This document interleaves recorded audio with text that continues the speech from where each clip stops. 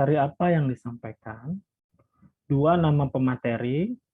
Yang ketiga, refleksi diri. Dari setelah penyampaian materi itu, pesan atau nilai apa yang kalian dapatkan. Itu saya awali perkenalan ini. Saya di sini representasi dari prodi ya. Jadi prodi itu institusi.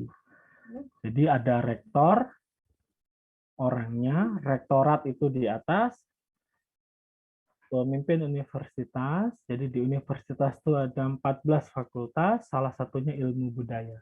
Nah, di dalam struktur ilmu budaya itu ada Pak Dekan, tentu tadi pagi yang membuka itu Pak Dekan, ada Wakil Dekan 1, Wakil Dekan 2. Nah, di bawah Wakil Dekan itu ada prodi. Jadi ada 3 prodi, sastra Inggris, sastra Indonesia, dan etnomusikologi. Prodi di sini tentu lebih banyak urusan akademik kalian ya. Jadi perkenalan, kalau saya sebagai koordinator program studi ya. Kalau kaprodinya bisa ganti-ganti, tapi prodinya akan tetap sebagai institusi ya. Nama saya Singgih Daru Kuncara, kalian akan banyak berurusan berkomunikasi dengan saya ya terkait dengan pengelolaan prodi. Oke, itu dulu.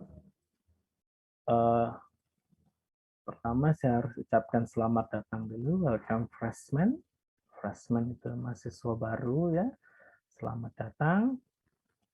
Saya baca-baca pembukanya Pak Rektor, beliau menyebutkan kalian harus banyak-banyak bersyukur ya, karena yang mau masuk Unmul ini banyak sekali. Ya, banyak sekali. Kalau sastra Inggris kita bisa hitung-hitung. Tahun ini itu yang lolos, yang diterima itu hitungan saya ada sekitar 116. Mungkin nambah, mungkin kurang ya. Sekitar itulah 116 mahasiswa. Ya. Coba satu orang tebak-tebak yang daftar untuk masuk Sasing kira-kira berapa? Yang mau, yang pengen kuliah di Sasing kira-kira saja berapa? Sebut angka deh. Salah satu dong, hidupkan mic-nya. 300 ke atas, Pak. 300 ke atas tuh nggak bisa diukur. 300 masih jauh. 600 sampai 700 dari 500. setiap seleksi. Ya, 600 sampai 700. Itu data dari setiap tahun ke tahun. Memang tahun ini belum ada data masuk. Tapi kalau berkaca pada tahun-tahun berikut, tahun-tahun lalu itu sekitaran di angka segitu. Ya. Dari 3 seleksi penilaian, seleksi mandiri, seleksi bersama, seleksi nasional. Ya. Sekarang kalian berimajinasi, kalau 116 ini saya kumpulkan di satu ruang kelas itu pasti penuh sekali, dempet-dempetan. Kalian bayangkan 6 kali lipat dari itu mau masuk ke pagar FIB. Bayangkan saja. Berimajinasi, membayangkan jumlah kalian 100 orang tuh kira-kira kalau dalam satu ruangan tuh penuh, desak-desaan, mepet-mepet gini. Biasanya kan PKKMB kan offline itu, di ruang 4 itu biasanya nggak ada jeda, bahkan kalian mau anu tangan gini nggak bisa, semua saling dempet.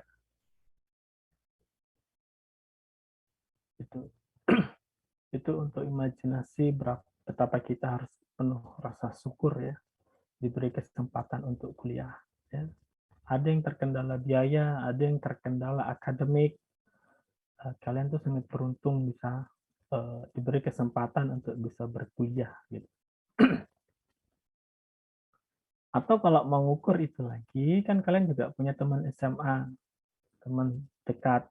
Dan mungkin kalian juga tahu ada teman kalian itu pengen kuliah, nggak bisa. Karena mungkin keterbatasan biaya. Ngomongnya sih bukan nggak ada uang, tapi aku pilih kerja aja dulu. Misalkan, aku, nanti aja kuliah, aku mau cari uang dulu. Ada yang memang nggak mampu secara akademik, sudah ikut tes. Ikut seleksi nasional nggak bisa, nilai rapot tidak maksimal, seleksi bersama nilainya kurang, seleksi mandiri bahkan masih kurang lagi. Padahal seleksi mandiri itu pendaftar di seleksi bersama yang sudah keterima ya sudah, yang belum di situ masuk lagi di seleksi mandiri. Ya. Tentu adalah orang-orang di sekitar kalian seperti itu. Ya. Jadi itu dulu yang mau saya bawa. Rasa bangga, berterima kasih, rasa senang dulu. Supaya nanti ke depan tanggung jawab kuliahnya mudah-mudahan lebih besar. Ya. Jadi itu dulu saya ucapkan selamat datang. Kalian itu berhasil melewati seleksi, ya seleksi. Kata di universitas mungkin lebih banyak lagi. Kok diimajinasikan mungkin berapa ribu yang mau masuk Unmul. Yang boleh masuk pagarnya hanya kalian-kalian ini. Begitu juga yang di FIB kan. Jadi angkanya sekitar itu angka 600-700 ya. Sekitar lah plus minus. Yang diterima 100. Artinya terbayang kan ada 6 kali lipat orang di sebelahmu yang tidak bisa masuk, pengen ke FIB tidak bisa masuk. Jadi kalau itu tidak bersyukur, tadi saya sudah membawa sedikit. Suara saya terdengar, begitu tidak terdengar tolong sampaikan ya. Ini juga latihan nanti kuliah kalian akan online seperti ini. Jadi begitu ada problem, langsung bilang kalau suara putus-putus dan lain-lain. Ya. Sekaligus menyinggung juga perkuliahan kalian nanti kami menyiapkan untuk offline, tapi mengingat COVID masih tinggi, jadi masih kemungkinan online. Kalaupun nanti COVID reda, kebijakan bisa berubah, langsung segera masuk kelas, ya, ke kelas. Nah, jadi persiapkan untuk itu. Jadi tidak ada lagi sebetulnya alasan nanti kalau minggu pertama Pak gangguan jaringan masih oke, tapi minggu kedua, ketiga harusnya sudah tidak ada. Kalau rumahmu memang sinyal tidak memadai, ya cari tempat lain gitu. Jangan sudah tahu sinyalnya tidak memadai, bertahan tuh kuliah di situ terus. Jadi yang ada setiap minggu laporan jaringan gangguan jaringan. Kalau sekali 2 kali mahasiswa masih bisa diterima alasan itu. Tapi kalau 5 kali gangguan jaringan, sinyal terganggu karena di rumah, no. Mahasiswa harus punya sifat antisipatif. Ya, harus punya menduga, oh kalau di rumah sinyal tidak bagus, ya ke rumah temannya. Kalau rumah temannya nggak bagus, cari tempat lain lagi. Bukan bertahan di permasalahan. Antisipatif. Ya. Sudah rasa bersyukur, rasa senang, bahagia, keterima. Kalau kita nonton di medsos, pengumuman SBMPTN, oh itu kan seru sekali. Saya suka itu nonton misalkan di mana ya. Adalah videonya entah di YouTube yang melihatkan reaksi bapak ibunya ketika anaknya lolos SBMPTN. Dia nangis, sujud syukur, loncat-loncat. Betapa kecewanya yang namanya tidak lulus. Ada yang sedih, bingung harus mau ngapain. Nah, tolong kejadian itu diingat-ingat terus untuk motivasi menyelesaikan kuliah. Ya, itu.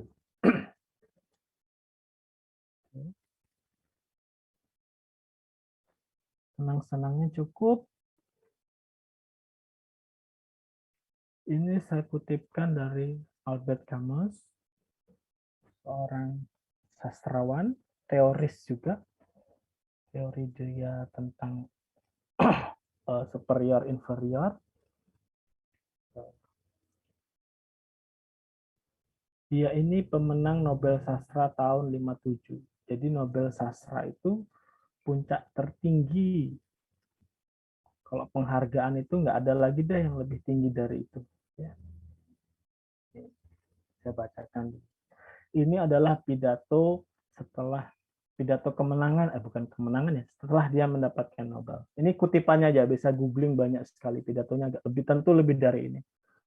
Tapi kutipan ini saya ambilkan, menurut saya ini relevan untuk situasi Anda kalian saat ini.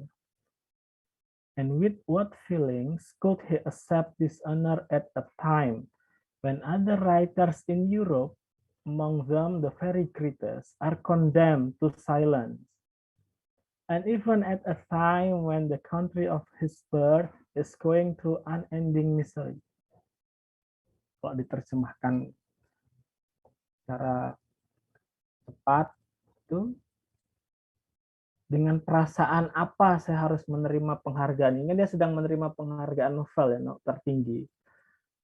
At a time when other writers in Europe, pada waktu itu tahun 57 banyak penulis lain di Europe, among them the very greatest, di antara mereka tuh super hebat tulisannya, are condemned to silence, dipaksa diharuskan untuk silence. Jadi tidak boleh berbicara. Situasi saat itu 1957 at the time. Ya. And even bahkan at a time, pada waktu itu saat dia menerima penghargaan ini, negaranya si Kamus ini, Aljazair, itu sedang dijajah Prancis. Ya.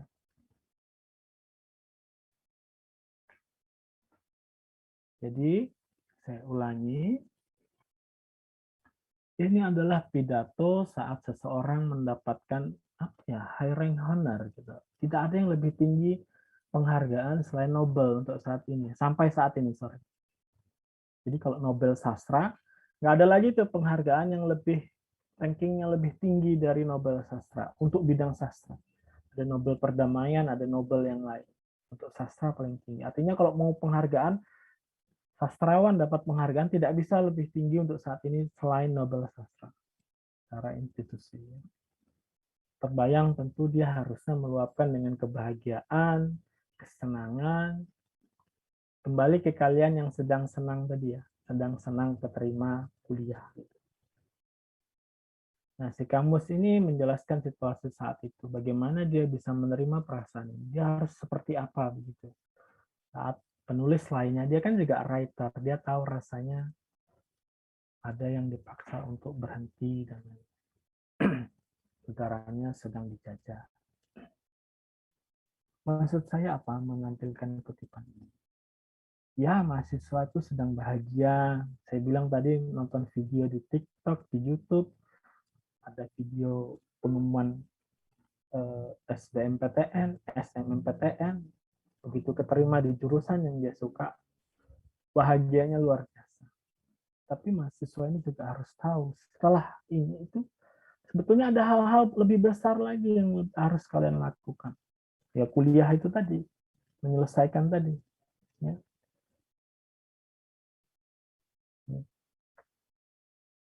Jadi senang ini, tapi sebetulnya ada implikasi yang lain tuh. Kamus ini tentu harusnya bahagia, enggak tahu ya perasaan orang, tapi ya dia mendapatkan penghargaan tertinggi. Tetapi masih ada hal-hal lain yang harus menjadi kewajibannya setelahnya. Seperti dia bilang, penulis-penulis Eropa zaman itu masih banyak yang dibungkam harus silence. Artinya dia punya tanggung jawab moral untuk bentuk kritiknya ini. Harusnya silence itu tidak terjadi. Penjajahan di Prancis itu oleh Prancis itu harus berhenti.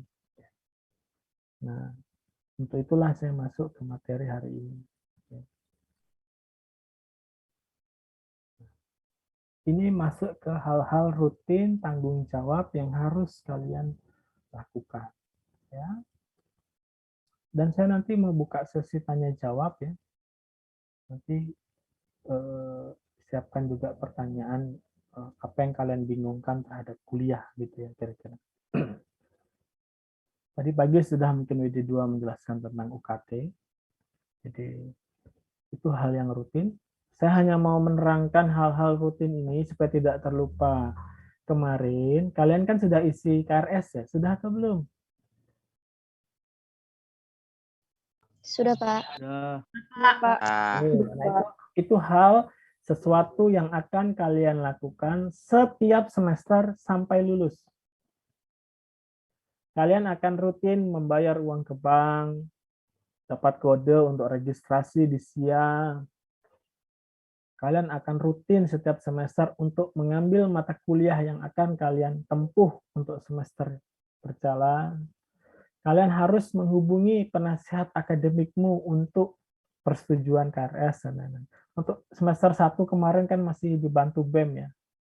Jadi semester depan itu tidak lagi, sudah mandiri. Jadi ada nama di situ penasihat akademik, kalau screenshot KRS, nah itulah dosen penasihat akademikmu.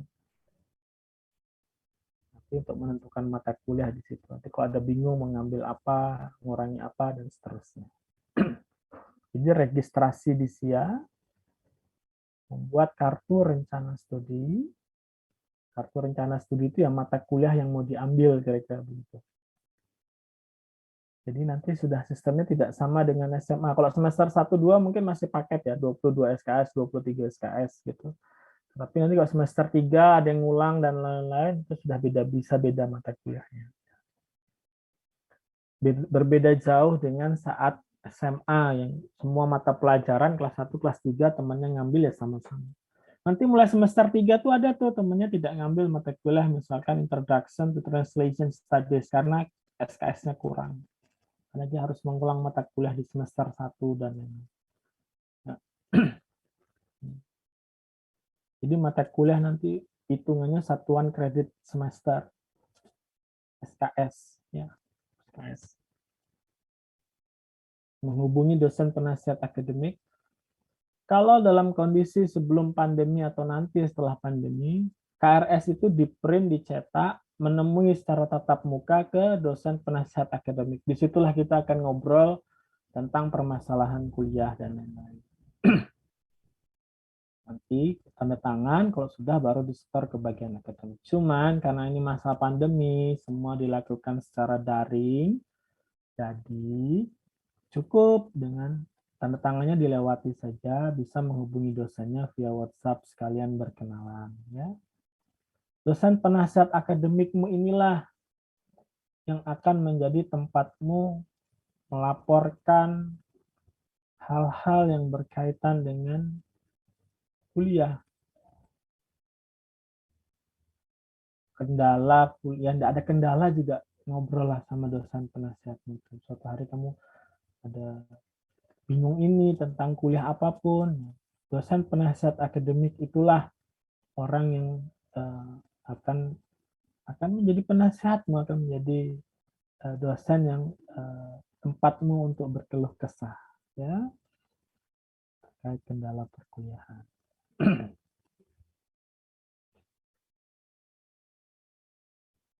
KHS nanti setelah kuliah itu nanti akan mendapatkan KHS, kartu hasil studi, ya semacam rapot, cuman dikasihkan setiap semester gitu.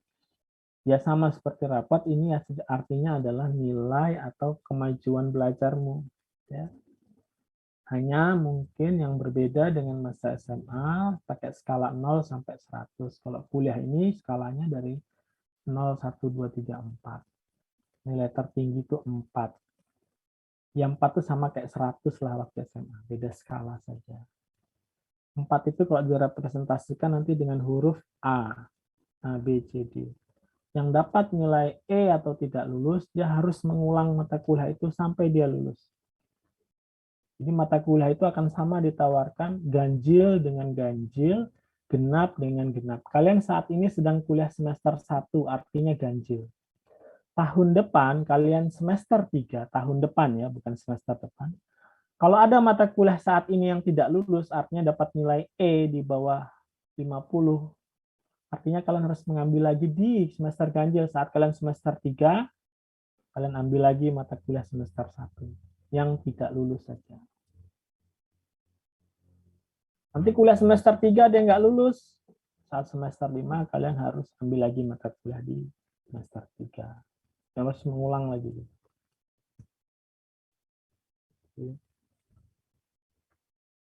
IPK itulah nanti nilai kalian. IP-mu berapa semester ini?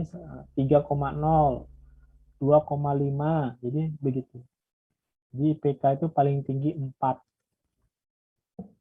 Paling tinggi 4.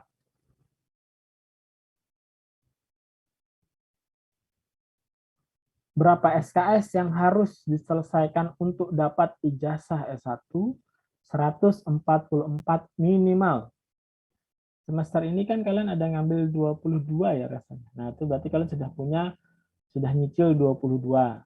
Berarti kalian masih punya utang lagi yang harus diselesaikan SKS-nya. Kalau semester ini lulus semua, berarti ada 122. Nanti 122 itu kamu cicil lagi, diambil di semester 2, 22 SKS lagi, tinggal 100. Cicil terus sampai skripsi, nanti habis 0 utang. Prodi sudah membagi mata kuliah sesuai semesternya. Karena saya lihat di mahasiswa baru ada beberapa yang mengambil mata kuliah semester 3, semester 5. Mungkin karena belum tahu. Ya. Jadi kuliahlah sesuai tingkat kesulitan mata kuliah. Nanti kalian semester 3, bisa saja IP kalian itu 3 lebih kan, sehingga boleh ngambil 24 SKS. Tapi saya menawarkan tetap 22. Nanti saya jadi terlambat lulus, Pak. Tidak. SKS itu dibuat untuk mempercepat lulus. 144 itu sudah dibagi sampai 6 semester supaya kuliah 22, 23 SKS. Ya. Saya mau 24, Pak. 24 itu dipakai untuk yang ngulang tadi. Jadi kalau semester 3 kamu ngambilnya 22, semester 1 ada mata kuliah yang belum dapat E, nah kamu ambil 24 saat semester 3. Kalau kalian masih bingung, enggak masalah. Yang penting ketahuilah untuk semester 1 jangan ngambil mata kelas semester 5 dulu. Walaupun wah ini supaya cepat, Pak. Ya nggak mungkin dong semester 1 langsung saya bukakan tawarkan mata kuliah skripsi. Saya mau cepat lulus, Pak. Enggak. Kuliah itu ada sesuai sudah dibagi-bagi porsinya. Ya. Kenapa nggak 24, Pak? Bikin semua, Pak. SKS itu dia punya implikasi. Dia harus belajar mandiri, baca buku, penugasan, tatap muka di kelas, dan lain-lain. 24 itu artinya kamu dari pagi sampai jam 8 malam tuh ngurusi kuliah. Apakah itu yang kita maui? Tentu tidak. Walaupun ada mahasiswa yang ngambil banyak, full 24 itu karena hukuman dia ada yang tidak lulus. Kalau saya menerapkan itu. Artinya, kalian itu sisakan waktu untuk berteman, berorganisasi, bersosialisasi. Ya. Sebetulnya bisa kalian ambil 24 di semester 1. Kalau kalian lihat di kampus lain mungkin 24 ini supaya cepat, tidak. Kalau mau cepat itu satu semester ambil 50 SKS. Itu baru mempercepat satu semester. Kalau cuma selisih 2 tuh paling bedanya nanti saat semester 5, 6 kamu masih ngambil 22, temanmu di fakultas lain cuma ngambil 16. Sedikit sekali. Numpuk di awal baru sedikit. Kalau saya memilih untuk ya 22 stabil segitu. Ya. Jadi saya ulangi, kuliah penting, kuliah nomor 1, sisakan waktumu untuk ikut organisasi, bersosialisasi, berteman, karena kalian ini nanti akan menjadi angkatan online. Entah, mudah-mudahan sesegera mungkin kita bisa bertatap muka. Ya. Jadi itu tolong dipahami. 144. Saya tahu banyak di antara kalian masih tidak paham tadi penjelasan satuan kredit semester. Tapi ya sudahlah, jawabannya 144 itu anggaplah 144 barang yang harus kalian habiskan gitu aja. Nah, semester ini kamu ngambil 22, berarti kamu sudah mengurangi syarat minimal untuk lulusnya. Kalau 144 ini buah dalam keranjang yang harus habis, nah semester ini kamu sudah makan 22 buah itu. Dan kamu harus terus makan itu sampai habis untuk sampai lulus. Ya. SKS itu wujudnya nanti mata kuliah. Ini mata kuliah yang harus kamu tempuh, yang harus kamu lulus. Ya. Ngambil tapi dapat E itu sama seperti nggak ngambil, artinya dia tetap harus mengulang. Ya.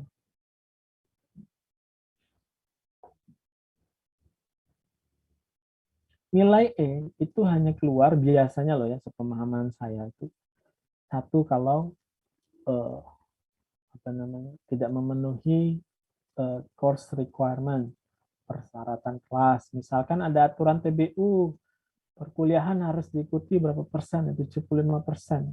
Jadi kalau misalkan dari 16 dia bolos 4 kali, itu biar ujian akhir, biar mid-nya nilainya 100 sempurna, TBU bisa jadi tidak lulus karena dia kehadirannya kurang. Nanti sesuai nanti ada aturan lebih lanjut di kelas ya. Nilai E itu keluar saat itu course requirement tidak terpenuhi. Atau biasanya kalau di sastra ini karena kita panglimanya adalah tulis menulis, originalitas, berkarya, kalau ada copy paste, plagiarism, ngutip di Google, terus dikumpul jadi tugas, nah itu kalau terindikasi ketahuan, nah itu nilai bisa kalau nggak D ya E gitu ya. utamanya kalau di kelas saya. Tentu setiap dosen punya kebijakan masing-masing, ya, punya kebijakan masing-masing.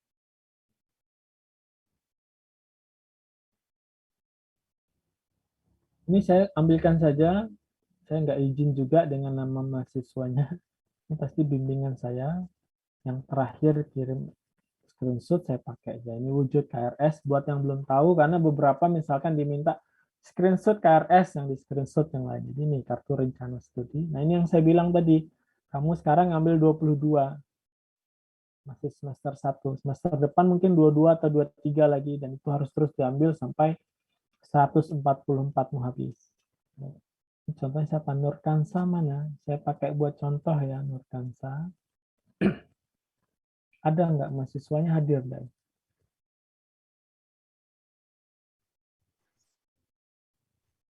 Nggak ada. Hadir, Pak, hadir. Lambat sekali responnya. Oke.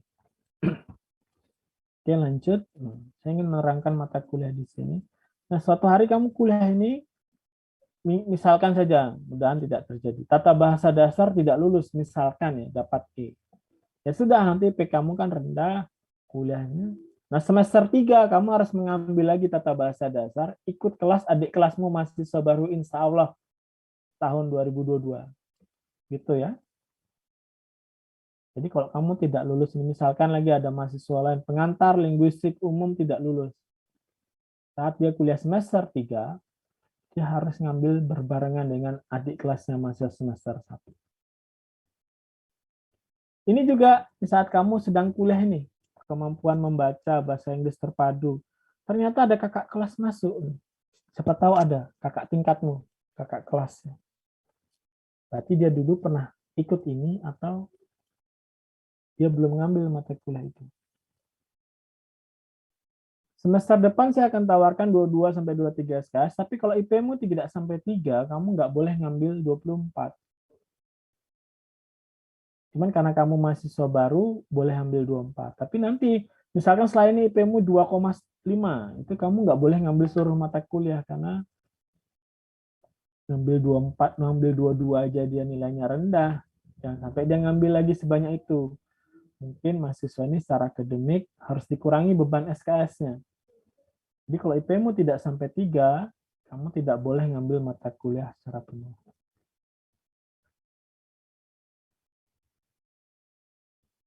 Agak mungkin saya tidak tahu kalian mungkin masih agak bingung SKS-nya, tapi berimajinasi terus sambil ingat-ingat statement dari saya. Ya. Jadi inilah wujud KRS yang harus kamu. Nanti akan di akhir semester akan keluar nilainya Pancasila 2 SKS dapat 4, dapat 3, dapat 2 dan seterusnya. Nanti ada sistem menghitung, itulah muncul IP, indeks prestasi, belum kumulatif. IP semester 1 ini akan menjadi acuan untuk mengambil mata kuliah di semester 2 dan seterusnya. Tata bahasa dasar dia tidak lulus, dapat E, ya dia tidak dong ngambil tata bahasa lanjutan, advance grammar. Yang basic aja nggak lulus. Jadi ada juga peningkatan begitu. Ya. Contoh lain, saya ngajar Introduction to Translation Studies, pengantar ilmu penerjemahan.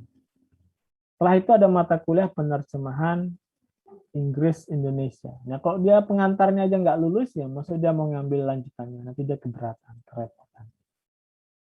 Jadi kuliah itu nyambung. Gitu.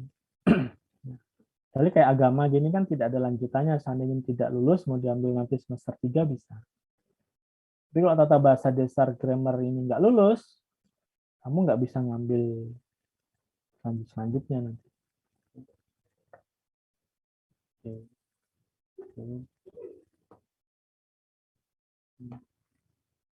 Terima kasih Kansa dipakai contoh ya. Nah lanjut sekarang pengelompokan mata kuliah. Tentu kalian pengen tahu nama prodinya sastra Inggris. Nanti ngapain sih saat kuliah itu? Apakah semua materinya bahasa Inggris? Nggak ada yang lain? Nah ini jawabannya kalau ada yang bingung seperti itu. kira-kira mata kuliah itu kita bagi dalam 9 bahan kajian ini. Kalian tetap akan dapat mata kuliah tentang ketuhanan, agama, sesuai agama masing-masing, tetap dapat. Kalian tetap harus lulus mata kuliah nasionalisme, ada pendidikan Pancasila, kewarganegaraan, itu masih dapat. Yang saya bold inilah yang suka dikira mata kuliah itu hanya ini saja, tapi yang lainnya juga ada. Kesastraan, ini sudah jelas. Mau dicungkir bolak-balik, prodinya tetap judulnya sastra. Kalian lulus akan pegang ijazah SS, sastra, sarjana sastra. Tentu pengelompokan mata kuliah sastra akan banyak sekali di sini. Mulai dari introduction to literature, pengantar sastra, ada mata kuliah puisi, prosa, drama. Di mata kuliah drama nanti kalau kondisi baik, tentu kalian harus pentas di panggung, ya, berbahasa Inggris. Siapkan dari sekarang. Puisi, prosa, drama, nanti banyak ada children's literature. Jadi mata kuliah yang dalam kelompok kajian sastra. Ini banyak sekali mata kuliah ini. Sampai endingnya nanti ya, research method in literature, metode penelitian sastra untuk bikin skripsi sastranya. Yang keempat, tentu ada pengelompokan besar juga linguistik. Karena definisi sastra yang nomor 1 kan literature is language. Linguistik itu kan scientific study of language. Jadi kajian resmi sainsnya dari bahasa itu kita sebut linguistik. Jadi sastra Inggris itu nggak mungkin bisa lepas dari bahasa Inggris. Mata kuliahnya tadi ada pengantar linguistik umum yang sedang kalian tempuh semester ini. Nanti ada morfologi, sintaks, semantics, semua itu kajian linguistik tentang bahasa. Yang kelima, jadi ada mata kuliah itu memang tentang kebudayaan, karena kita di Fakultas Ilmu Budaya. Cultural Sciences Faculty. Itu bahasa Inggrisnya, jangan sampai salah ya. Nama diri jangan sampai salah. Fakultas Ilmu Budaya itu Cultural Sciences, Sciences dalam bentuk plural. Budaya ini dari teori budaya, terus wawasan budaya hutan tropis lembab, kajian budaya dan media, banyak sekali mata kuliah budaya. Yang keenam, nah ini link dari semuanya, kemahiran berbahasa, makanya ada menyimak, mendengarkan, ada 4 skill lah. Jadi kuliah sastra Inggris itu harapannya kamu bisa nulis bahasa Inggris, ada mata kuliah writing, ada banyak writing. Kalau ada orang ngomong bahasa Inggris, kamu bisa dengar, ada mata kuliah listening, menyimak. Kalau ada naskah berbahasa Inggris, kamu bisa baca, reading. Ngomong berbahasa Inggris bisa, speaking. Bisa untuk berkomunikasi. Itu 4 skill. Dan skill ini banyak, jadi mulai dari yang dasar, sedang, sampai yang sulit. Jadi itu pengelompokan mata kuliah. Ada juga yang ketujuh, mata kuliah ITEK, itu tentang TIK, teknologi informasi. Ada mata kuliah kewirausahaan, entrepreneurship. Ada mata kuliah kemampuan berpikir, ini masuk ranah filsafat. Ada dialektika pemikiran modern, ada thinking skill. Nah, ini semua. Jadi kalau pengen tahu nanti sastra Inggris, ke depan kalau ditanya, kamu kuliah sastra tuh kuliah apa? Ya inilah jawabannya. Ini pengelompokan bahan kajian. Jadi ketuhanan, agama, nasionalisme itu mata kuliah pendidikan Pancasila, kewarganegaraan, sastra ya puisi, prosa, drama, dan ada teori sastra, kritik sastra, metode penelitian sastra, linguistik tadi dari satuan yang terkecil, morfologi, dan seterusnya sampai nanti riset metodologi in linguistik, kebudayaan, dan seterusnya. Ini pengelompokan. Ini semua harus menguasai ini, semua bukan harus menguasai, semua akan mendapatkan mata kuliah ini, wajib diambil. Jadi kalau boleh saran-saran sedikit, tentu kalian yang masuk 116 mahasiswa itu kan punya ekspektasi, punya harapan yang tidak sama, berbeda-beda. Ada yang masuk sini itu karena sudah jago bahasa Inggris, tapi nggak suka sastra. Nah, saran saya, misalkan itu terjadi, baca-bacalah karya sastra. Sulit Pak, bahasa Inggrisnya belum bisa. Bacalah children's literature, sastra anak yang gampang. Kalau buku anak-anak kan nggak sulit ya.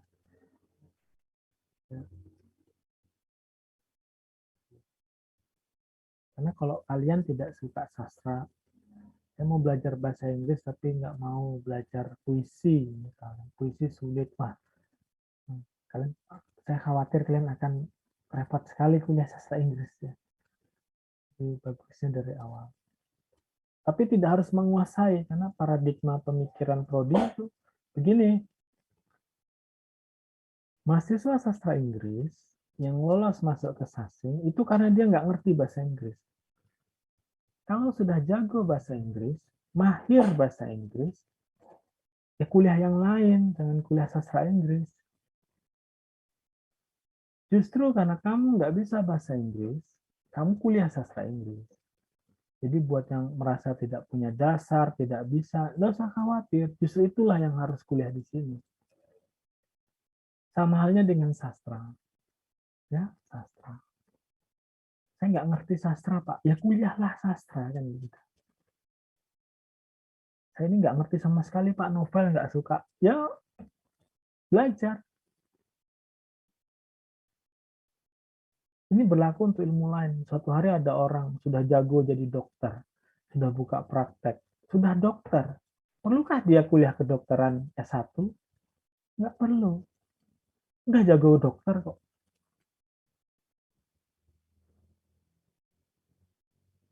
Kalau kamu sudah merasa mahir bahasa Inggris, ya tambah ilmu yang lain, misalkan fisipol, hukum. Itu mindset dulu ya. Saya ingin menanamkan mindset supaya kalian tidak minder, tidak takut lah. Ada nanti teman yang jago bahasa Inggris, wah aku belum bisa sama sekali. Justru belum bisa, kamu harus kuliah sastra Inggris. Ya. Ikuti prosedurnya dari awal. Ya. Kalau ada temanmu yang kuliah hukum ya karena dia nggak ngerti hukum, dia pengen tahu hukum. Jadi mindset yang terbentuk di dalam diri kalian harus satu, memang kalian ingin belajar sastra. Memang mau belajar bahasa Inggris. Kalau enggak, kalian akan apa ya, dalam tanda petik menderita kuliah di sastra Inggris ini. Saya nggak suka baca, Pak. Waduh, repot sekali nih. Bisa sih diikuti, tapi kamu akan tidak enjoy selama kuliah mungkin. Jadi kalau level suka itu kan levelnya beda ya. Kalau orang nggak suka itu biar sedikit atau mudah juga mah. Contohnya begini saja. Sering saya pakai untuk bercandaan di kelas. Kalau ada mahasiswa tuh lagi pacaran, lagi cinta-cintanya, lagi suka-sukanya, pacarnya minta antar ke Tarakan, naik motor. Tarakan, jauh, enggak tuh jadi dekat. Tapi kalau disuruh ibunya ke Indomaret, coba. Gerimis saja bilangnya hujan deras. Ya apa iya? Artinya apa? Begini, novel itu memang tebal. Memang tebal, mungkin segini. Nah, saya sedang pakai headset, mau ambil contoh novel. Nah, biarlah. Ya kalian tahu lah bentuk novel. Tapi kalau kalian suka ceritanya, kalau novel sulit ya, apa yang suka? Drama Korea. Nah, ada yang suka nonton drama Korea. Kalau suka, biar begadang 30 episode, dia tonton. Dia tonton. Nggak ngantuk, nggak capek. Efektif hati yang bicara. Suka. Tapi kalau nggak suka drama Korea, dikasih nonton 5 menit, nggak mau. Nggak mau. Bisakah kita memaksa hati kita untuk suka? Sulit. Yang bisa dilakukan adalah memaksa. Nanti di kuliah puisi, saya akan paksa kalian untuk baca puisi. Dipaksa baca, dipaksa analisis. Mudah-mudahan jadi suka. Kalau sudah suka, nggak usah disuruh di kelas puisi, kalian akan cari puisi sendiri, baca sendiri.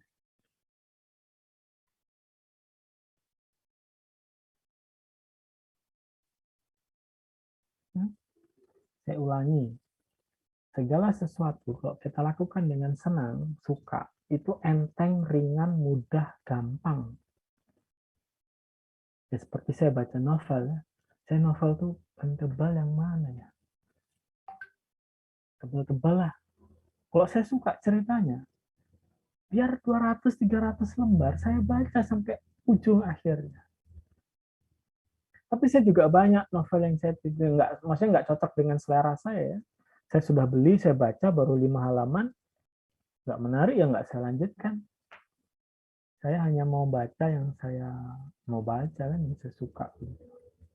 Tapi begitu kena ceritanya suka. Film juga begitu. Apalagi sekarang zaman mudah, tidak hanya di bioskop, bisa pakai Netflix, pakai Disney. Disney apa? Mola TV macam-macam lah itu. Pilihan banyak.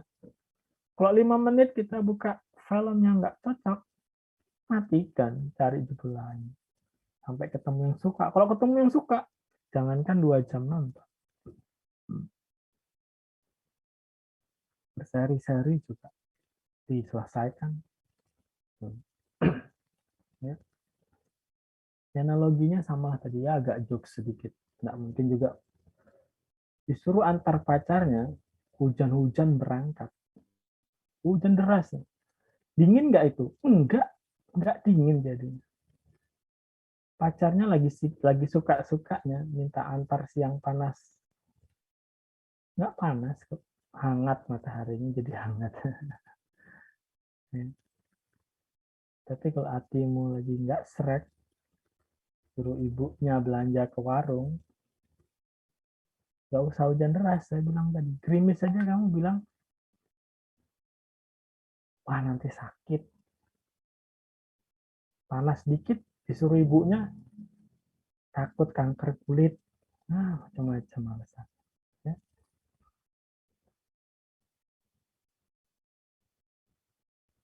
Nah, materi saya ini harus dilihat menyeluruh ya, sejak dari pidatonya Albert Camus tadi. Ya.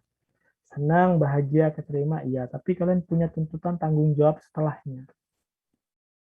Yang nggak ringan, yang nggak mudah juga sebetulnya kalau dipikir-pikir. Ini sedikit bicara tentang learning outcomes, profil lulusan. Ya.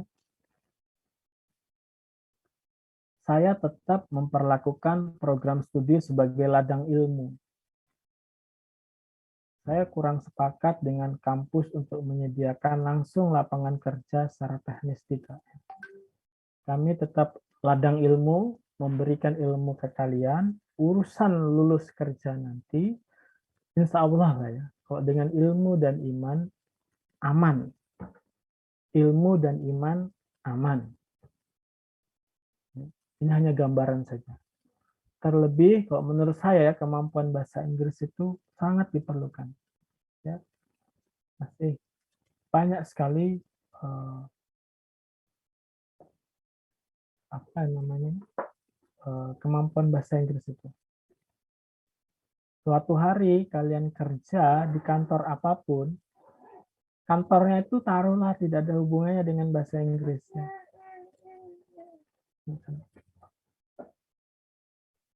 Tidak ada hubungannya dengan bahasa Inggris. Kantor kelurahan misalkan. Dan bagianmu juga bukan bidang bahasa Inggris. Tiba-tiba datang orang asing bule. Yang dicari kamu. Yang dicari kamu.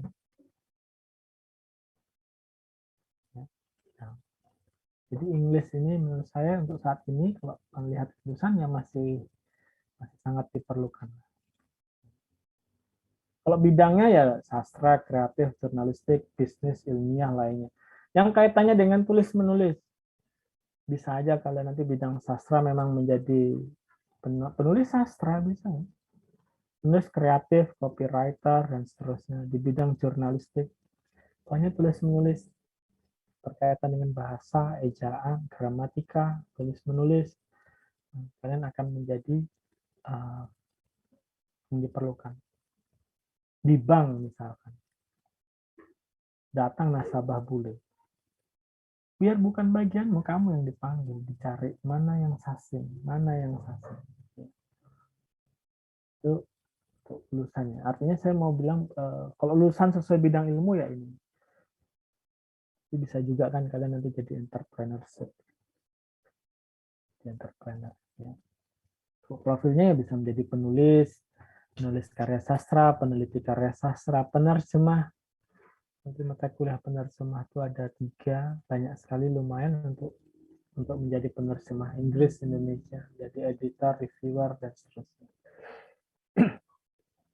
Ini nanti ya, kalau berpikir lulus mau jadi apa, ilmu apapun baik asal didalami dengan serius ya. Untuk kerja ya, kalau bidangnya sastra ya tekuni sastra, ditambah iman, karena bagaimanapun lulus kerja, uang, rezeki kan banyak faktornya. Asal punya ilmu, beriman, insya Allah untuk masalah lulusan. Berapa nih? Saya 1 jam ya. Saya sampai jam berapa nih? 10.30. Masih ada waktu untuk sesi tanya jawab, Mas Singgi. Berapa menit lagi? Ini Bu Kris ya? Iya betul, ini saya Pak. Waduh. Berarti sisa 8 menit ya? Iya betul Pak. Oh, sudah. Nggak apa-apa, masih ada waktu untuk tanya jawab juga kok. Saya menyampaikan materi utamanya ini sebetulnya, tapi ya nanti di kelas saja. Mencoba mendefinisikan sastra. Ya. Sedikit aja deh, jadi kalian akan belajar sastra ya.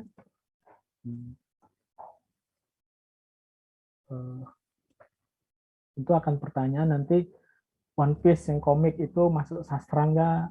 Kopi ini bisa jadi sastra nggak kira-kira? Ya, kopi ini. Nanti kan tergantung dari pemaknaannya. Pendefinisian awal dari sastra itu sejak zaman New Critics. Dulu awalnya dibedakan untuk bahasa sehari-hari dan bahasa sastra, jadinya real language versus literary language. Jadi kita harus berterima kasih pada era ini, karena dengan era inilah kita bisa membedakan.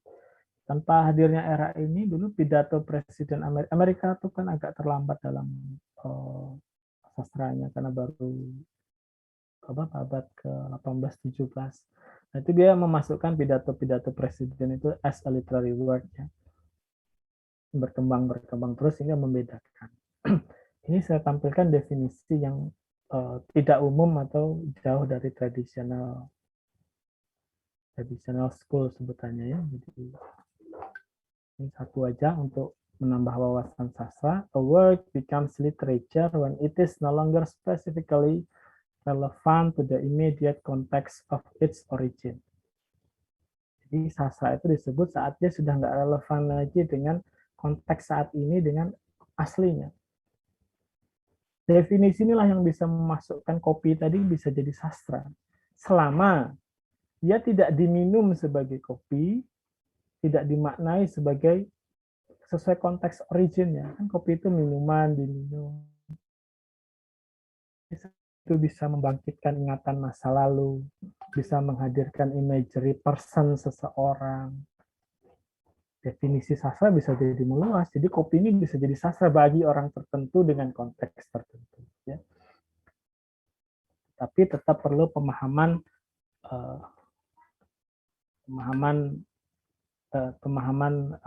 pemahaman tradisionalnya lah begitu.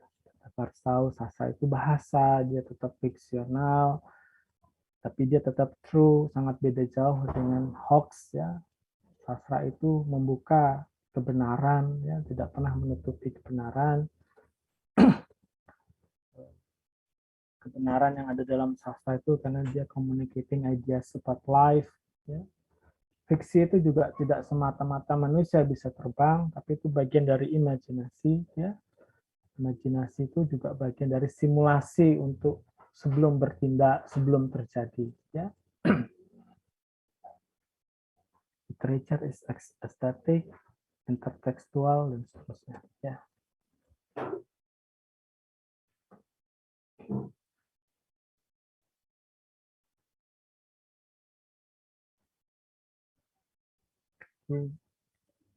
Ini saja mungkin materi dari saya. Satu tadi terlewat. Visi misi, yang penting kalian tahu setiap institusi itu punya tujuan, punya cita-cita. Kalau prodi Sasing pengennya apa? Pengen jadi penyelenggara pendidikan yang baik, kira-kira begitu. Yang baik itu yang seperti apa dimana oleh FIB Unmul, yang dekat dengan nilai-nilai lokal, ya, budaya lokal. Kita dekat dengan hutan, berarti Sasing yang ngerti tentang hutan, kira-kira begitu. Tentu kalau kita hadapkan dengan Sasing Udayana misalkan, dia nggak akan bicara hutan, dia akan bicara Sasing supaya berguna untuk turismenya mereka. Kita bicara Sasingnya Makassar, maritim.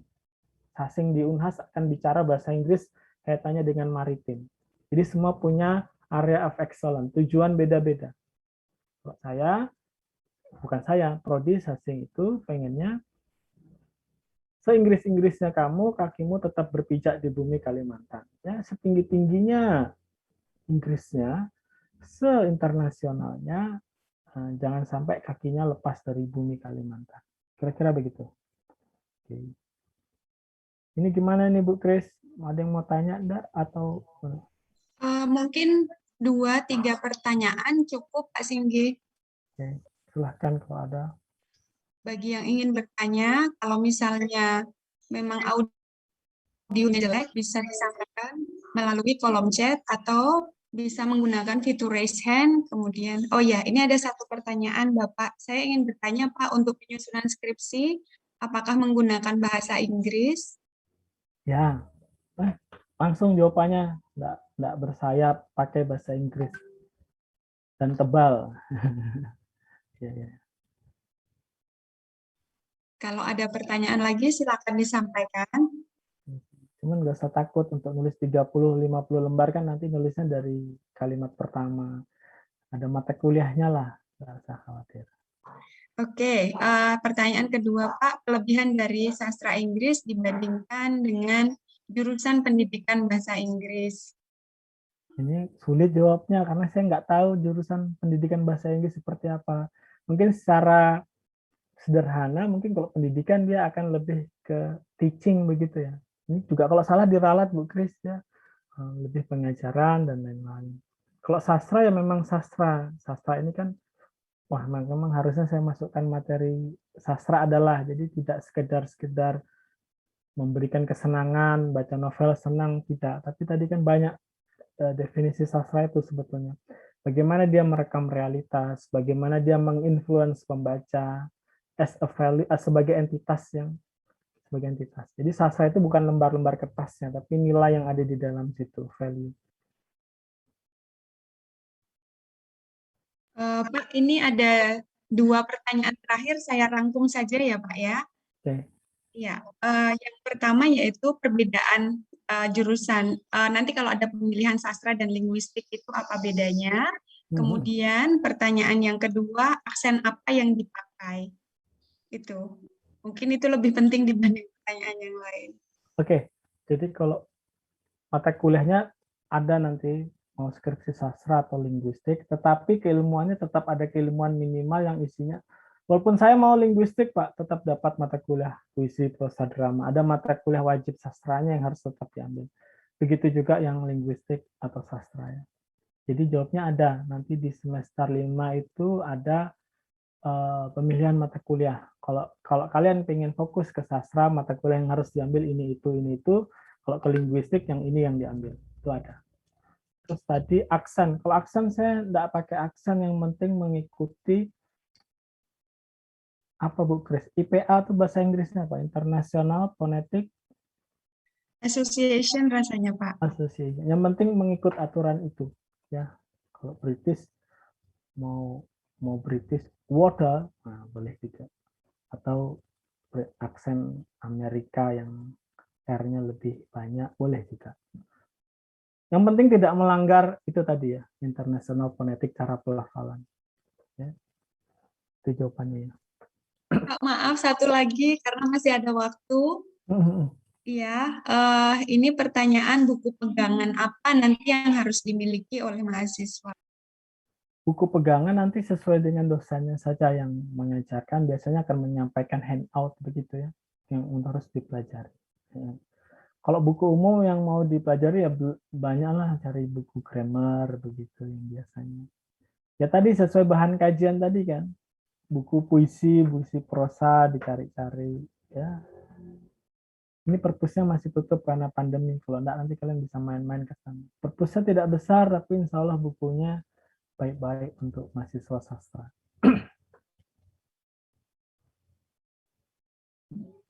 Ya, itu saja Pak pertanyaannya. Dan Tanya langsung nggak ada ya? Oke. iya, Waktu saya sudah habis juga ya nih Bu Kris ya? iya betul Pak Singgih. Mohon kembali ke main room untuk mendengar penjelasan selanjutnya. Terima kasih banyak Pak Singgih untuk materi yang sudah disampaikan. Selamat siang. Ya, sama-sama. Saya pamit ya. Terima kasih. Bisa akhiri ya. Assalamualaikum warahmatullahi wabarakatuh.